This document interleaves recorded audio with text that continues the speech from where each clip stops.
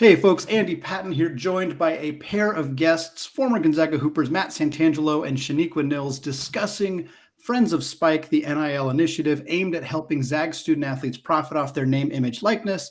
We're going to talk about their involvement and how you can get involved if you aren't already, right here on the Locked On Zags podcast. Don't go away. You are Locked On Zags, your daily podcast on the Gonzaga Bulldogs. Part of the Locked On Podcast Network. Your team every day.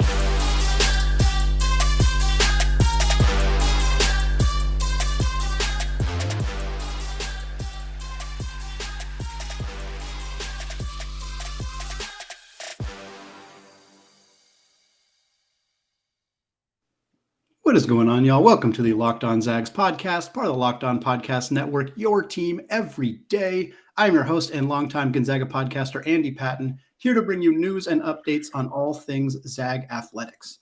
Today's episode is brought to you by BetOnline. BetOnline has you covered this season with more props, odds, and lines than ever before. BetOnline, where the game starts. All right, super excited to be joined today by a pair of former Gonzaga basketball players, Matt and Shaniqua. They are the leadership team for the new NIL initiative, Friends of Spike, which helps connect student athletes to opportunities to earn money through name, image, and likeness. Matt and Shaniqua, thank you so much for taking the time to jump on the show. Yeah, thanks for having us. I'll echo that one. Thanks for having us on.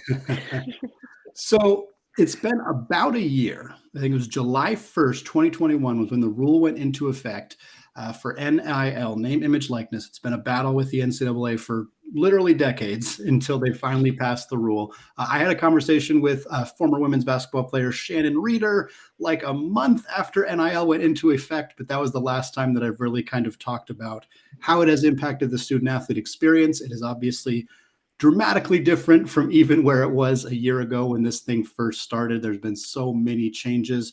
Obviously, this kind of program is something we've seen crop up for a lot of universities around the Division I level in the NCAA.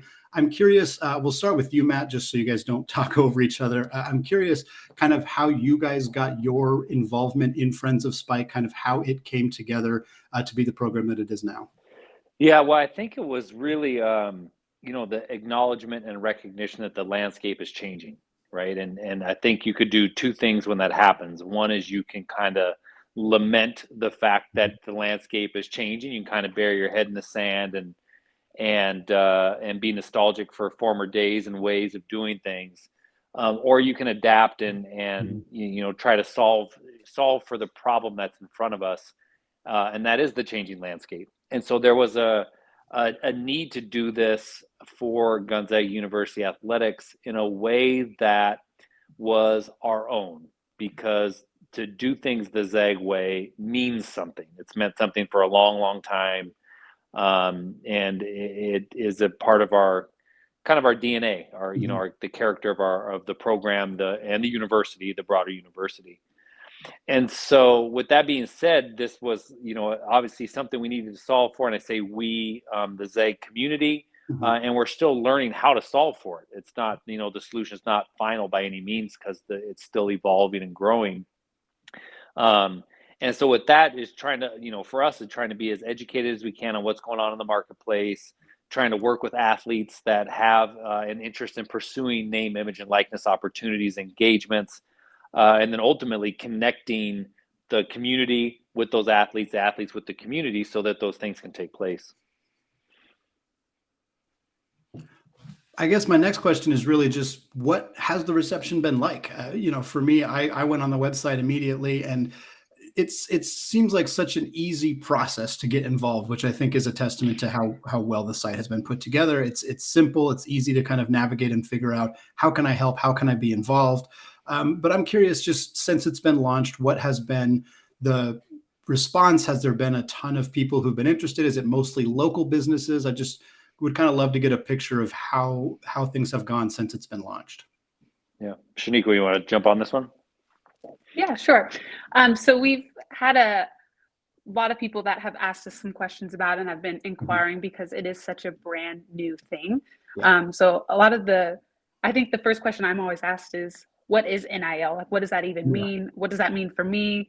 And people, again, what Matt was saying of the Zag way. We have such a great support base here in Spokane, but now it's spread to national attention as well. But yeah, people are just very curious how to get involved.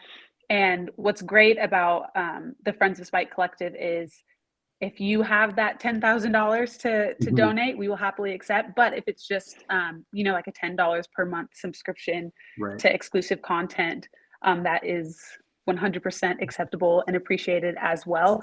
So that's the really great thing about NIL is that if you do want to support your university, you do want to support your Zags, there is opportunity for that as well. So it's been great. We've had lots of great conversations.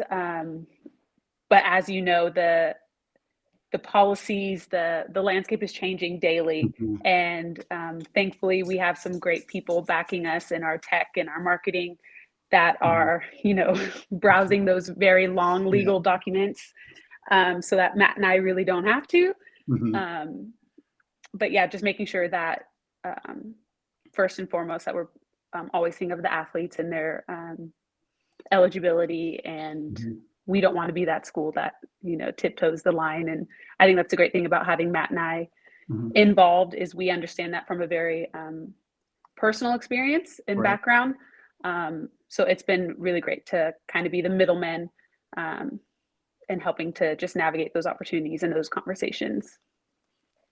Absolutely. And I think, you look at like some of it, I think is fairly cut and dry, like student athletes can now do camps, which is something that it seems to me, at least as a non-student athlete, so obvious that they should have been able to do this years and years and years ago. But I would think that those kind of things are probably a little bit more simple, but obviously you get into, some of the national conversations that are happening about like the situation at Miami, which was a very obvious pay for play scenario. And like, how is that blend with NIL? And I'm sure that it's very complicated. And like you said, I would also be very happy if somebody else was reviewing all of that documentation and I didn't have to worry about it. But that did kind of lead into my next question, which was just how much of this project has like very direct conversation with compliance offices, academic offices, the Gonzaga athletic department in general, because it seems like this would be really hard to pull off without like a very intimate, pretty much daily conversations with the departments to make sure everything's going smoothly. Well, and I think that's where some of the challenges on the structure have really, been created, is that this separation of athletic department and NIL activities, right? Which is unfortunate because you have half the team working in the dark because of this non cross pollution of name, image, and likeness, and this independence of the athlete. And then ultimately the brand name of the university, and then the compliance office of the university. So it's really, really tricky. And then at a program like Gonzaga, where you have national caliber athletes, then you got to throw in the mix of their camp, their agents, their representation. So that there's a lot of moving parts and pieces to trying to just put together, like you said, just a simple deal like a camp. All of a sudden becomes a pretty complex matrix of people involved. However, and again, it is good reason that you do have former athletes involved, is because we have relationships with the athletic department. We have existing relationships with compliance. We care about what the output of Gonzaga, the product of Gonzaga.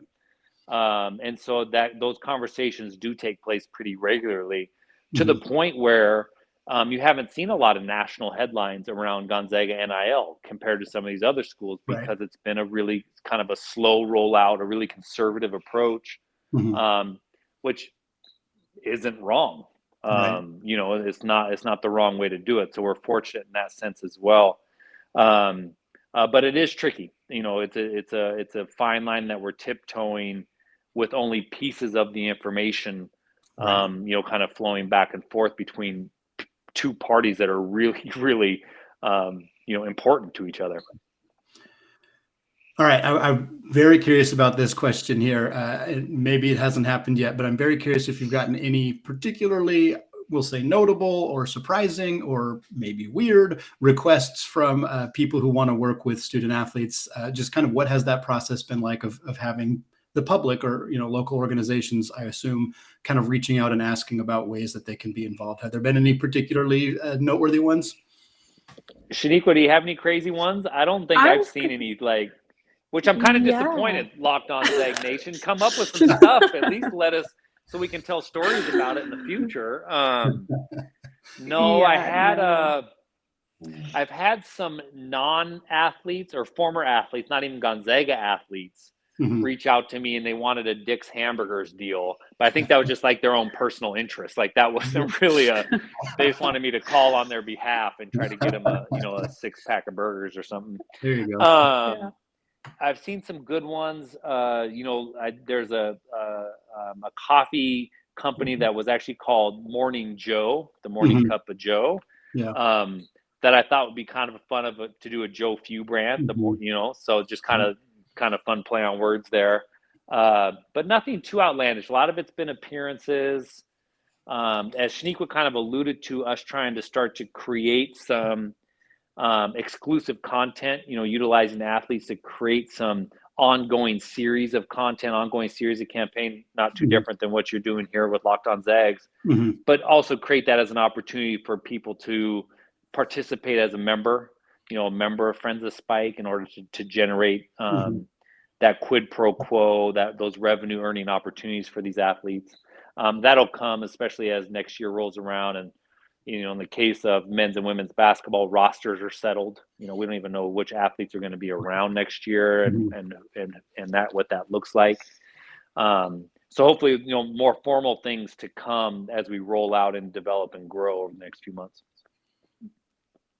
Yeah, I mean, I've seen a handful of the videos that Shaniqua that you've hosted with like Matthew Lang and Ben Gregg and with a couple of the women's basketball athletes, and those are great. And I think absolutely finding ways for those to be monetized so that student athletes are getting some level of compensation for their time would be awesome. I think that makes a lot of sense and sounds like something that, again, I don't want to say it's easy because I know that coordinating all of that is difficult, but it's like a nice way that doesn't require the student athletes to do a ton and still be profiting off of that, which I think is perfect. Like that's ideal. Yeah. I know how busy student athletes are. Like it's great if they don't have to expend a bunch of energy for that. And plus they're young people, right? These are young students. And so, for them to wrap their mind around what their name, image, and likeness is, the effort it takes for them to build a brand around that, and the kind of the savviness to kind of build your social media presence in order to help build that value. Those are all valuable lessons, but you don't learn those overnight. Right. And not everyone has kind of the personality or the presence that Drew Timmy has that kind of it's kind of self-built, and not that it doesn't take a ton of work on his part. But so it's like, that's where another level of hopefully value Shaniqua and I can add is kind of help that coaching, help that development, and really put them in situations that are safe, but also that garner them some great experience that they can use later on in life, even post-sport. I mean, all those dynamics are in play here with this whole name, image, and likeness development. Yeah. And if I could just tag on, that was a really great point. And the first deal that I was kind of in charge of was one with Chet Holmgren. And so I'm like, I have, Gonzaga royalty. I have a Spokane celeb. And he was great, such a phenomenal human being. But I kind of just forgot how young he truly is. Right. And so part of the deal was he had to do an appearance. And so we tried to make it as easy as possible, pain-free, so I picked him up, drove him to the appearance, and we were talking about something. And all of a sudden he goes, actually, before I, commit to anything, is it okay if I send this to my mom? And I was just kind of like, I forgot that you're a teenager. You know what I mean? The general consensus and how he's portrayed to the rest of us is he's this, and he's this next level athlete, but at the end of the day, like, he's a teenager. And so for that to be my first deal and to just kind of have that perspective of like, it's very hard because people are trying to get into this NIL space, but that was the feedback that we were getting is, parents, coaches, supporters, whatever. They're like, I want to help. I want to create deals. I want to be involved, but I don't want to mess things up. I don't want to sign something without reading the fine print. And so the fact that, I was entrusted with a 7-footer that's going to go on and do great things, and a very important part of like his NIL deal and processing. And he's one of those athletes who has a complete team, you know what I mean? But for him to just be like, can I call my mom and ask for permission? I was like, it's so easy for us to just, once dollar signs start being, thrown about, and you get businesses involved. And for the most part, like Matt said, the Spokane community has been really great and supportive, and kind of following our lead. But at the end of the day, like, these athletes are young adults. And I think I can speak for Matt and myself that we take a lot of pride in like getting their trust and keeping that trust, and helping them navigate this new space. But also, like Matt said, creating connections and networking opportunities for their future, whether they're at the university for 4 years, 5 years, 1 year, 2 year, we want to have an impact on them that lasts, and that's worthwhile for them as well. It's extremely well said, and I think it kind of touched on the next point that I was going to raise, which was kind of just like how we talked a little bit about the response from the public, but I was curious kind of how the response has been from student athletes. Obviously, this is a very new thing for them, and for many of them, like incoming freshmen like Chet, he didn't know any other way. Like, this is the first year he was in college, but certainly there are other student athletes who are seniors or fifth-year seniors who this is a very, very new experience, a new space for them. And I was just curious how much you guys have seen student athletes like actively looking for opportunities, or are they maybe more likely to be pursued for opportunities and not necessarily be looking for them themselves? I suspect that it's probably a mixture of both. There's, hundreds of student athletes at Gonzaga, but I'm curious kind of how that has been from your guys' perspective so far. I think the ones that have that previous kind of brand name, image, and likeness value are being pursued. Yeah. Now, in the case of the limited, dealing with specifically men's and women's basketball to this point was where the couple of things that we've seen, activities we've seen have happened. And I can speak on, behalf of the men's team. They've been being pursued since they were in kindergarten. Sure. So they don't have a clue. They don't have a clue. And I'll go on the air and say it, like they don't have a clue. And so now the ones that maybe aren't as prevalent or kind of maybe at the level, I think they're kind of hungry to try to do things. But the ones that have been eaten just eat more. It's kind of one of those situations. So I think that's a tough one. And then like really trying to understand and outline what that engagement is. Okay, it's 1 hour here, or it's it's 3 different 1 hours here, and here over the next month. You're kind of, this is what you're wearing. These are the talking points, because you want to go in and be engaging and charismatic. I mean, there is the quid pro quo. I mean, these athletes have got to go earn this money. They don't just get it just because. And so trying to coach them and teach them on that one. And then we're all subject to the headlines, right? All you see is, that you brought up Miami in your introduction. It's like, this guy is signed a 2-year deal for $800,000. Well, I want $800,000, and like, of course, I mean, personally, I want $800,000, but, like understanding of like what does that entail? What does that mean? Because first and foremost, you're a student, just a touch behind that, you're an athlete. Right. And then these other revenue, producing opportunities it has to be, has to fit in the right place in your life. And as you're trying to, focus on your craft. And that was one thing I can't say, and I'll finish here. But last year when we kind of put together a couple of deals, I worked with Julian, I worked with Anton on the men's side, and a couple of the women, female athletes as well, the twins, is that all of them, to their credit, didn't sacrifice the real priorities of being a student and being an athlete. They didn't take their eye off the ball, working, the time they need to spend working on their craft. One of the deals was during finals week, and they're like, we got finals. So like, that was really refreshing, because here was some, opportunity to earn some money, but they were focused on the things they needed to be focused on, which is a testament to the, the type of student athlete that ultimately attends Gonzaga University. That's fantastic. So I used to do career development for student athletes. This was my previous job before I started doing what I'm currently doing and started doing this. I was at Seattle University and at the University of Portland.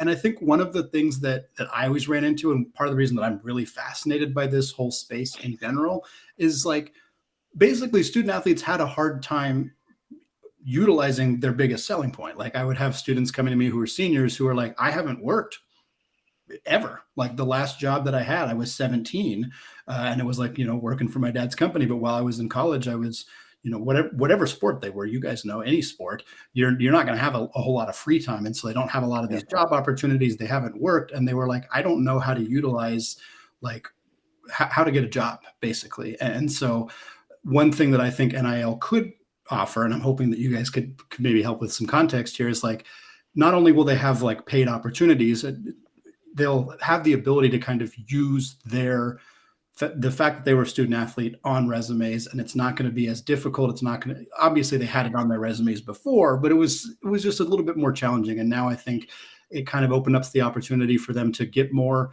real world experience. That's kind of been, at least for me, one of my takeaways is like, look, college at the end of the day is supposed to prepare you for the real world. Most of these student athletes are not going to play their sport professionally. Some will, and a lot of the ones that you guys are working with will, but a lot of them won't.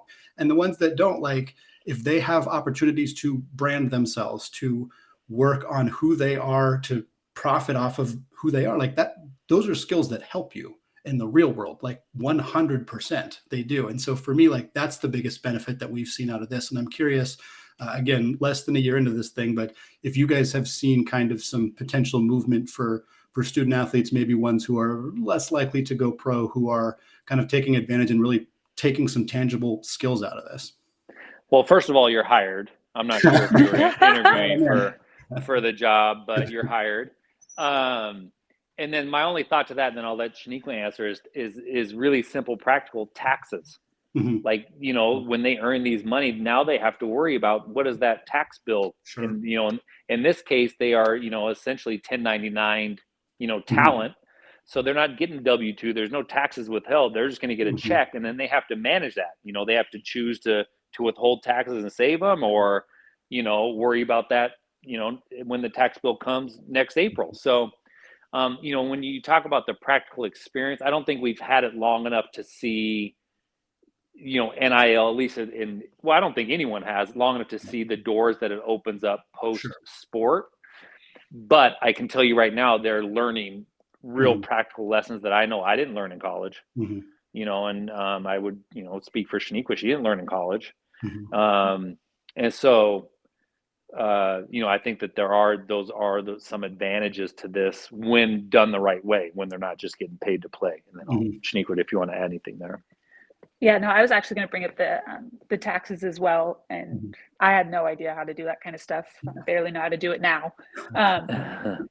But also, it was just we're coaching them a little bit about, because they're having to sign contracts, they're having to review legal documents, and another part of the NIL process is after they complete a deal, they have to submit it through a certain platform. Every university has their own compliance platform. At Gonzaga, it's called Influencer, and so they have to submit it through that. And that's not on us. We remind them and try to make sure that they get that done. But that's a part of being reliable and timely and responsive, and just under that general umbrella of responsibilities. But thankfully, like Matt said, the Gonzaga student athletes have been great. And most of the time when I'm like, hey, just a reminder, like you have to submit, it's almost a week after the deal, you need to make sure that that's submitted. They're like, yep, I did that an hour after. I'm like, okay, like great. Like the fact that they're, pretty well monitored, but also like to give credit to the compliance department at Gonzaga.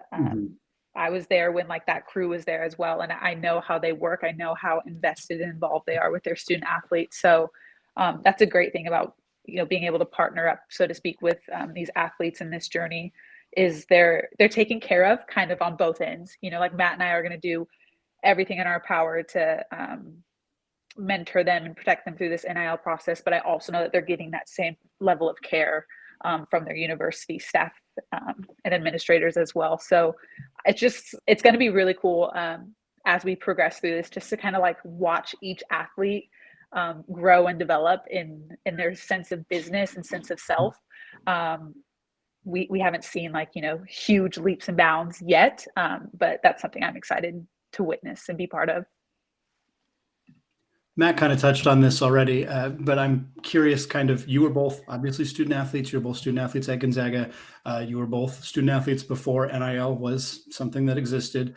And I'm curious, as now people who are very involved in this space, what you think that might have looked like when you were a student, just for you personally. Like, is it something you would have brushed off? Maybe is it something you would have like really, really enjoyed? And then the long-term ramifications, like Shaniqua, you might feel a little bit better about your taxes, those kinds of things. As somebody who's done a whole bunch of 1099s in my life, I would have loved to get that experience while I was in college as well. But I'm curious for you two, kind of how you think that might have benefited you, or if it's something you think you would have taken advantage of when you were in school. Go ahead, Matthew. Me? I think so. At Gonzaga, there is a reasonable expectation and a reasonable desire on behalf of the student athletes to participate in the community no matter what. Mm-hmm. Like we did the appearances at the schools. I mean, even we would go read, maybe we would. I remember I got invited to coach a Hoop Fest team at one point, and I think there's a level of I think for us, and I said this before when it came to like some of the Cinderella stories and things like that, but like we were just happy someone was talking to us. Like, you want me to come coach? You asked me to come coach a Hoop Fest team? Like, thank you, like kind of naivete or, shame on us a little bit, but it was like, oh my gosh, of course I'll give up my weekend in June to take care of your children. Yeah. Now that's a name, image, and likeness opportunity, right? Right now. And frankly, even then that family would have probably been really happy to help contribute something to me in order to come coach. That would have been a nice quid pro quo name, image, and likeness opportunity. Mm-hmm. But back then, it wasn't a thing. When I was in school, we were one of the first groups that we could have a part-time job. So I think you could earn up to like $2,000 a year, working. And so I actually had jobs during college to help provide some spending money. So I think the time was there. Obviously, the desire there was there to create some opportunities. I mean, I worked for that reason. So I think I would have probably tried to figure it out. And I think at that time, if someone gave me $1 for an autograph or whatever it was, whatever the quid pro quo was, I'd have been through the moon. I'd be like, this is the most amazing thing ever. Where now it's like, hey, do you want, $500 to do this? Nah, I'm more valuable than that. Like that's kind of it's a weird thing, but in a lot of ways, their name, image, and likeness is more valuable than that. Right. And they have to protect that. So that was a long-winded way to say, like, you're walking this fine line of things you should do because they're the right thing to do, things to lend your name, image, and likeness to that can generate revenue. And that I think I would have been as involved as I could have been back then, knowing if there would have been opportunities or not, but being interested in kind of thinking about, gosh, this is, can there be opportunities to lend my name, image, and likeness to something in exchange for an opportunity on my side or revenue on my side? Yeah. I mean, it's funny, Matt, that you brought up when you guys would like go into elementary schools and read, because I'm born and raised in Spokane. So I remember going to the Martin Center to watch games with my dad, when you could just show up and get tickets at the door. Like that's not a thing anymore.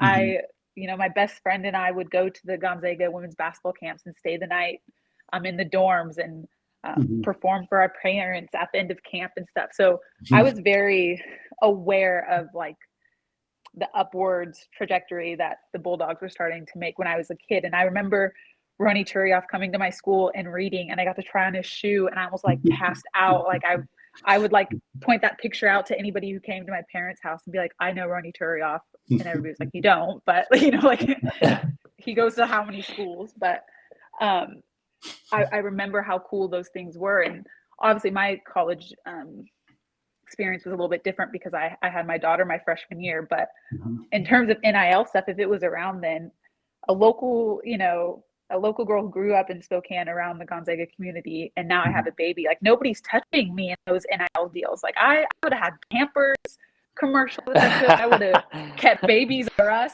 in business here, and I guarantee it. Like, I just think of like, oh man, like, I would have been kind of my own lane, so to speak. And I was a struggling single mom trying to do, you're a full-time student, you're a full-time athlete, and then I was like, let's be a full-time mom on top of that. Like, this will be fun. So I am a bit bummed that, like, I missed out on that NIL space, but I think because of that, I feel even more passion and responsibility to help with Matt's guidance as well, these athletes find their own lane in terms of NIL stuff. Like, I think it's really cool that you are seeing people personalize these deals where you do have, Dominic Harris has his sandwich at a local restaurant here. And even like Matt said, of the morning cup of Joe or whatever, and targeting that to Joe Few or something. I think those are the types of creative deals that Matt and I are most excited about dreaming up and being able to organize on behalf of the athletes. So wish it was around, would have helped me with my taxes or knowledge of how to do that stuff. But here we are. It's fine. Shaniqua, you kind of touched on a point that I wanted to bring up as well about not specifically about Title IX, but more about, there was a lot of concern before NIL officially went live that it would be disproportionate in terms of male athletes, particularly football and men's basketball athletes, getting like this huge chunk of money, and other sports, including pretty much all women's sports, would not get as much of that. And that hasn't really been the case, in part because of like very strong social media presences by certain female athletes who have kind of helped. They've been able to generate a lot of money because of that. They can make money off their social media accounts, things like that. And then obviously you've mentioned that you guys have done a fair amount of work with the women's basketball program here. And I imagine that the community is pretty receptive to helping out with both the men's and women's programs when they can. But I'm curious if you've kind of how you've seen that in regards to male and female athletes, and if you think that's something that is going to be an issue or has actually gone pretty smoothly, because it's kind of something that I was curious how that was going to shake out. I definitely think it's like an area of concern, but also it's one that Matt and I are aware of. And to Matt's credit, like every time I say like, we need to make sure that we, that it doesn't, like you said, get disproportionate. Right. He's been right there along with me agreeing with it. And so is the Blueprint Sports. That's the company backing like our marketing and our tech. Right. They are very much in agreement of that policy as well. So it could become an issue. I could definitely understand that. But thankfully, Gonzaga athletics, they're making it easy on us because our women's program has been successful basketball wise. I'm pretty sure our women's golf and tennis have had like pretty successful seasons the last couple of years. So that makes it easy. I think because there's no professional teams in Spokane, women's and men's basketball has kind of dominated the market here, which is totally fair. But I think once we're able to do a couple more deals with some of those other programs and just bring to light the successes that they've been able to have, I have no doubt that the Spokane community will jump on board with that as well and support in any way that they're able to. Yeah, and I think too, like it's a challenge to the Gonzaga community, because it's not, me and Shaniqua aren't, wielding the checkbooks, know, in this one. So we're not choosing who gets what. I mean, we're just the middle people. We're the facilitators. So, ultimately it's going to be the Gonzaga community to step up, and they have such, especially women's basketball, but athletes all over have tremendous following, tremendous attendance, season ticket holders, support. Well, this is just the next level of support. And in a lot of ways, it's maybe one of the best levels of or methods of support, because you're not going to get access to athletes ever like this. You never have had access to athletes ever before, like name, image, and likeness. So really, I appreciate the opportunity to kind of come on and talk about Friends of Spike and doing that. But, it is kind of a call to action as well, and an ask of the Gonzaga community to step up in a way that allows us to create and execute some of these opportunities for the athletes. You guys, sometimes I get lucky and I put all my questions in the perfect order, and I feel like today was one of those days, because once again you just led right into what I was going to finish the show talking about, which basically is, if you've been listening for 33 minutes now and you're thinking, hey, how can I get involved? What can I do? How can I, what are some ideas that I can find a way to help student athletes, to help Gonzaga, whatever that is? What would you guys suggest? What would you tell? Obviously, every situation is a little bit different, but what would you tell people of what are the best things they can do to help you guys, help Friends of Spike, help the Gonzaga community, and help the student athletes? Yeah, I think first and foremost, go to the website, friendsofspike.com. There's a form there and a way to give if you just want to give. But if you want to engage an athlete specifically around an opportunity, that's a conversation. So, it's Matt at friendsofspike.com. It's on the website, Shaniqua at friendsofspike.com. So shoot us an email and let's say, I'm thinking of this, or I have an idea here that might be interesting. And let's engage in that conversation and try to identify. Because, for example, again, the Morning Joe coffee, that wasn't a targeted effort towards, that was a conversation that kind of birthed that idea. It was easy to connect, but it hadn't been connected till the conversation started. So I would say that. So I'd say determine what your interest is in supporting. Is it kind of an anonymous, go do something good with this on behalf of these athletes in the community? Or is it I would like Shaniqua to come represent me at, such and such event or whatever that kind of activation is. But it starts at the website, and it starts with a conversation with me or Shaniqua to kind of determine the next step. And then I think that the next thing to that I'll add is you have to follow, you got to be on the team to be on the team. So you got to follow along. Because as we start to roll out this content, as we start to get a little more sophisticated and a little more creative towards this effort, there are going to be ways to kind of do that membership model where it's hey, I'm just subscribing and every month we're getting this, or every week we're getting this. And we just don't know what that looks like yet. Because ultimately these athletes have got to drive that. Again, we're just facilitating that. So the athletes have got to say, okay, I want to do these 3 things. Can you help me figure out a way to create some revenue from it? And that's where we would come in and help coach them and create that opportunity. So it's contribute, identify a way that you want to connect with an athlete, or just follow for now and until those other things start to roll out. And Shaniqua and I are here. We want to make it successful, like everything Gonzaga does. And so we're definitely open to ideas in the conversation wherever it takes us.